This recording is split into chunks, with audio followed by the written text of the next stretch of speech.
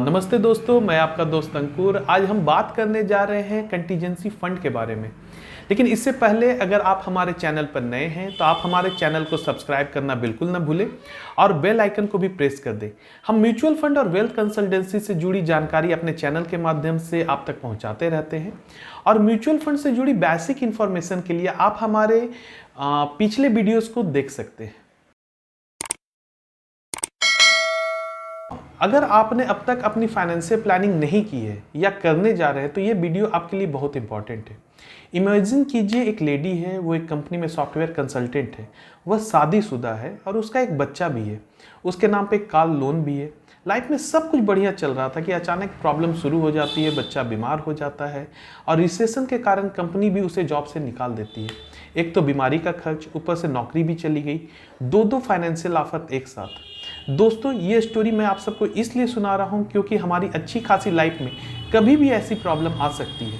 पर अगर हमारे पास पहले से कोई बैकअप प्लान हो तो हम ऐसे अनएक्सपेक्टेड सिचुएशन को भी नॉर्मली सर्वाइव कर सकते हैं।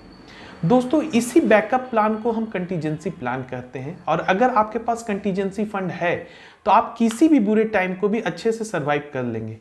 कंटीजेंसी फंड को हिंदी में हम लोग आकस्मिक निधि कहते हैं। चलिए अब जानते हैं कि कंटीजेंसी फंड आप कैसे क्रिएट कर सकते हैं और इसके क्या क्या बेनिफिट्स हैं। कंटीजेंसी फंड बनाने के लिए सबसे पहले आपको अपने फ्यूचर नीड्स को ध्यान में रखना चाहिए।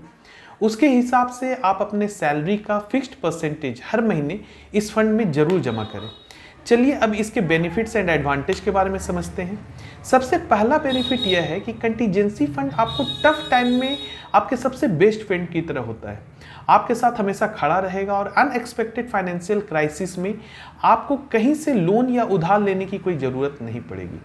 दूसरी बेनिफिट ये है कि अगर आपके पास कंटीजेंसी फंड है तो आप किसी भी अपॉर्चुनिटी का एडवांटेज उठा सकते हैं। वो कैसे?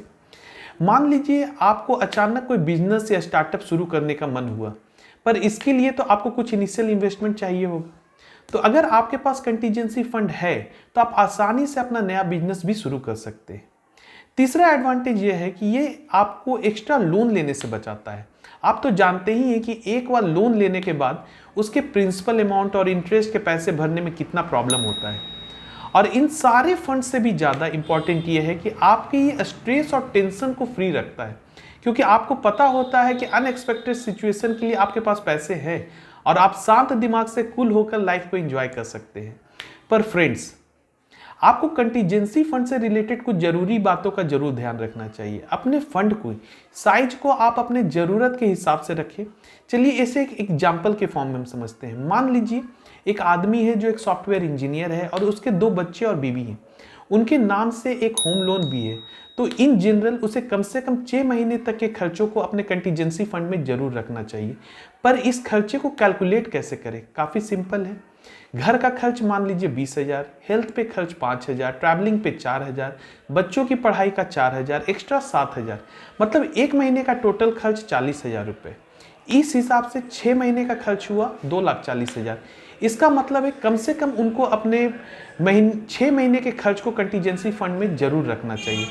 दूसरी बात यह है कि आप अपने फंड्स को ऐसी जगह रखें जहां से वो इजीली एक्सेसिबल हो, वरना जब आपको ज़रूरत हो आप उसे इजीली विड्रॉ कर सकें। वो अंग्रेजी में कहावत है ना, a friend in need is a friend indeed. उम्मीद करता हूं आपको कंटीजेंसी फंड के बेनिफिट समझ में आ गए होंगे।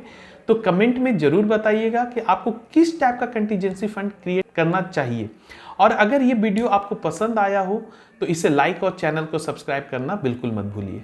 Mutual fund investments are subject to market risks. Read all scheme-related documents carefully.